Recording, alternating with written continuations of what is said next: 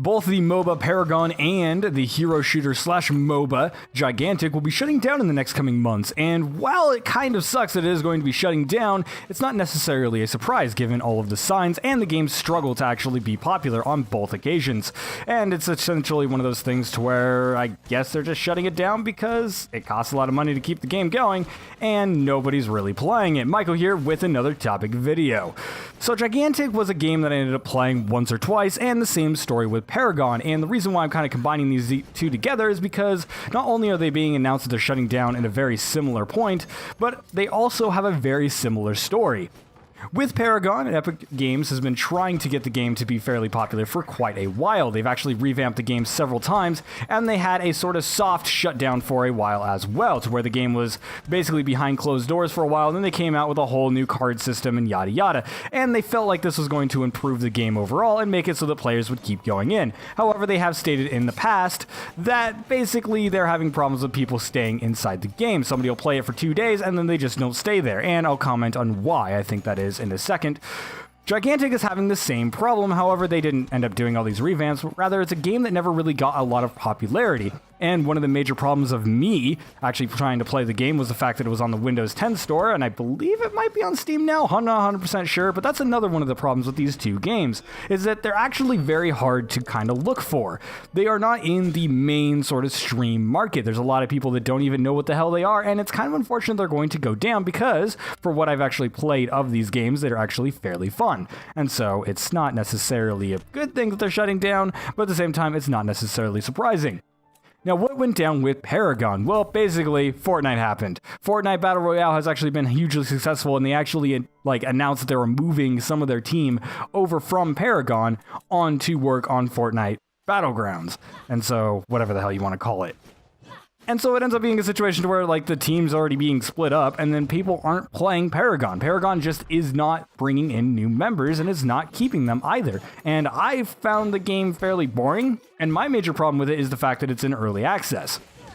It is very difficult to compete inside of a MOBA market, as it is a MOBA, because quite frankly, it's a huge market with a lot of polish in it in the games that already exist within the genre. For example, you have League of Legends and Dota, which are the two most popular ones, and they kind of dominate the market because they have so much content and they're so polished, and they have a huge competitive scene as well. To whereas Paragon is not going to have that because it's in early access, it's not finished yet, and there's a lot of things that change from update to update, which just makes the game feel like it's in a constant flux. And for me, personally, it didn't feel polished. And so that was why I didn't particularly like it, and it's the same exact reason I've heard a lot of my friends say the same thing, to where, yeah, the game was fun for a little bit, but at the same time, it just didn't feel finished, and so it didn't really feel like a game that was worth playing for.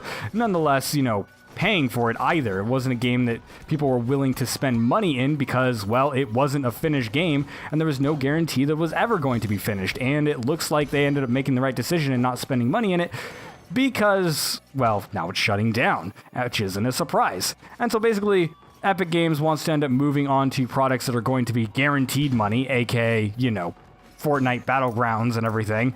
And so the Battle Royale mode inside Fortnite is where they want to move all their teams, because basically that's what's going to end up making them money. And they probably want to finish Fortnite as well. Fortnite's been in development for quite a while, and I actually want the base mode of Fortnite, not the Battle Royale mode, but whatever, I'll take what I can get. However, Gigantic is a different story. In some sense. Yes, it actually has to do with the same sort of situation, to where the development team just wasn't there. What ended up happening is Perfect World Entertainment, which was the kind of publisher for the game, ended up shutting down the studio that actually made the game, and so basically there was no studio maintaining it. Instead, they just had a small team in-house that was kind of updating the game.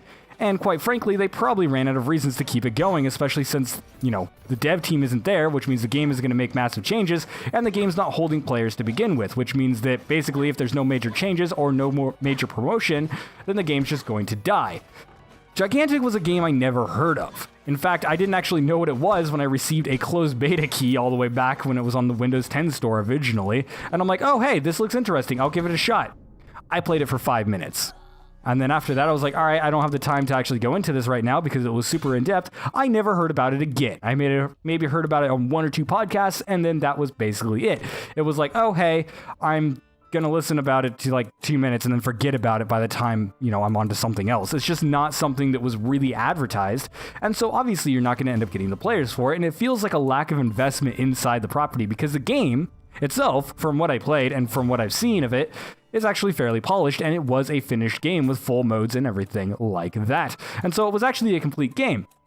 However, it is a very similar story in the fact that basically the entire dev team was taken off of it, and so the game just died because it wasn't making proper advancements, and the player base just wasn't holding because it's in such a populated genre.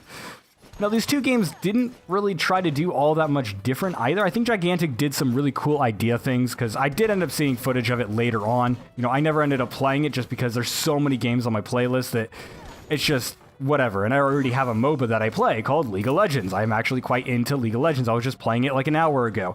That's my MOBA of choice, and that's going to be one of the situations that people run into when they're looking at these MOBAs. MOBAs can take a long time to get into, and this one was a hero shooter MOBA, and I kind of liked the gameplay style of it, and it had some interesting ideas to where you had giants, and they basically acted as your objective. They were your home base, and you were supposed to go for them. Very similar to how Smite has their own boss, but they actually had like them moving through the map and stuff along those lines, which was actually a pretty cool idea and some innovative stuff. However, the actual gameplay itself wasn't entirely something that we hadn't seen before. In fact, I would say that Gigantic's art style as well didn't really play itself into a lot of unique areas. It looked like that very cartoony style that a lot of these sorts of games have been going for recently. And so, again, it probably just didn't draw any eyes because, well, it just didn't look like it would draw very many people's eyes. And it just wasn't advertised. Nobody saw it, and so why would anybody care about a game they never saw? It's not a thing that's going to end up being where people are going to be like, oh, hey, what's this random game I saw in the Windows Store? No, they're going to need to hear about it in other ways, and they're going to want people to actually play it as well. And if your player base is waning, then you're obviously not going to get players. And for Paragon, they did end up trying some interesting things, such as the card system. It had some weird, interesting graphical stuff that I actually liked. Like, I actually liked the graphics in it somewhat. But the entire game just didn't feel polished, and that was my main problem with it, and I already mentioned, my thoughts on that, and I think Paragon's main problem is actually the fact that it changed so much. Instead of going down and being like, all right, we've got a finished game here, and let's just go ahead and release it to the public and see how well it does, they instead released a very unfinished product that felt like an unfinished product that people weren't really willing to invest into, and then they're like, oh, this isn't working, so let's go ahead and change it again. And so it just ended up being a product that was always changing, and you never actually knew what to expect, and returning players may or may not like the changes, and it seemed like there was a dedicated player base. I did have a friend who was playing it quite a decent amount for about 2 months, but even him, eventually, like once some of the changes went through, he's like, I don't really like their new changes to the cards, I don't really like how this character interacts anymore, and it's just like, that was my favorite character, and it's just the fact that it was an early access game and it never got finished. And that was, I think, the major problem with Paragon.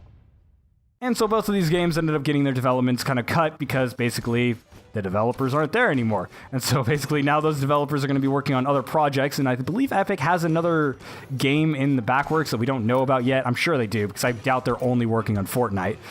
But at the same time, they're going to be working on Fortnite quite a bit. I'm sure that Battle Royale mode is going to end up being great once it's done. I believe it's the best Battle Royale mode out. Unfortunately, Gigantic probably won't lead anywhere because basically the dev team has been killed off by Perfect World, which kind of sucks. That happened quite a while ago, and I'm actually surprised it's still up. I'm actually surprised both of these games are still up, because while it is sad that they are going away, I never like seeing games get shut down, and I've definitely made that obvious in previous videos. It is a situation to where I'm not really surprised that Paragon is going down, because when you have a game or any creative project that ends up making so many different turns, we've seen it with various different games to where, eventually it just kind of loses its entire vision. And maybe that's one of the reasons why it felt so unfinished, is maybe it just didn't have a clear vision. And Gigantic was just a game that wasn't properly advertised, which is a problem with most Perfect World IPs, I would say. I think that most of Perfect World's IPs are pretty unadvertised and don't really have a mainstream market. And a MOBA these days needs to have some sort of mainstream market. Like Smite did extremely well in that regard, to where they're like, all right, what can we do to make sure that people know about this game? What can we do to advertise this? And so they went into, doing esports. They were like, hey, they, went head on against League of Legends and Dota, and they're like, hey, this is a different experience. You want something new? This is new. And so that was their, approach, and it seemed to work for them. And maybe it was 100% luck, but I feel like other companies that have been trying to make these MOBAs haven't really been doing it.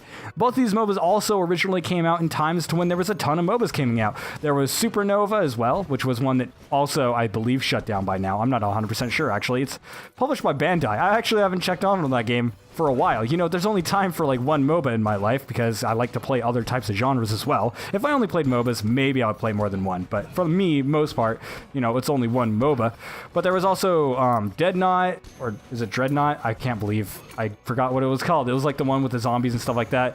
That was also when the Nosgoth one was out as well. It's just, there were so many MOBAs coming out, and it was a huge fad for a while, and it seems like that fad has kind of died, and it seems like there's some dominant players inside the marketplace, and it seems like it's going to be really hard to break up into it. And my disappointment comes from the single fact that, you know, this means less competition within the space, which means less, you know, ideas are going to be going into it, which is super unfortunate. Anyways, thank you guys so much for watching. Make sure to like, comment, and subscribe for more content like this one. And also, if you end up liking my content, you can go ahead and throw me some money on Patreon. You can end up pledging for even $1, and that helps a ton. I'm basically going to try shilling it for a while, and I don't know how well it's going to go. But I also make posts on there, which actually goes into my game mods and things like that. I don't actually know how to put it in videos, so I'm just going to... I don't know. I guess I'll leave it there. And make sure to leave your thoughts on these closing games as well. Like I said, I didn't really get too much into both of these games. They were games that I somewhat played, and I kind of liked the ideas of them. But for Gigantic, I just kept forgetting it existed, and I just didn't play it very much. Like, I didn't even finish the tutorial, and I didn't know anybody that played it. And so I just never went back to it. And since I kept forgetting about it, of course, I'm not going to go back to it, because how am I supposed to play it when I forget it exists? And now I'm kind of thinking about going and trying it, but at the same time, I don't want to play it after now I know it's going to shut down, because that would just be a bittersweet. And I should mention that both of these games could come back in the future. So yeah, and then Paragon's probably dead forever, actually, now that I think about it. Paragon is probably gone. They might go back to a different idea for MOBAs, but I think that what they had going wasn't particularly interesting in the long run, and so they probably won't go back to that one. But I think Gigantic had some potential, so we might see that one pop back up, depending if a developer picks up the rights or something. I don't think Perfect World holds on to rights very long. I think they sell them for pretty cheap after they shut everything down and kill a series. I might not like Perfect World. But yeah, anyways, thank you guys so much for watching, and I'll see you guys in the next video. Also, apologies that my gameplay in the background has sucked. I just reinstalled this game literally before this video, and I haven't played it in years. So yeah, I'm dying a lot.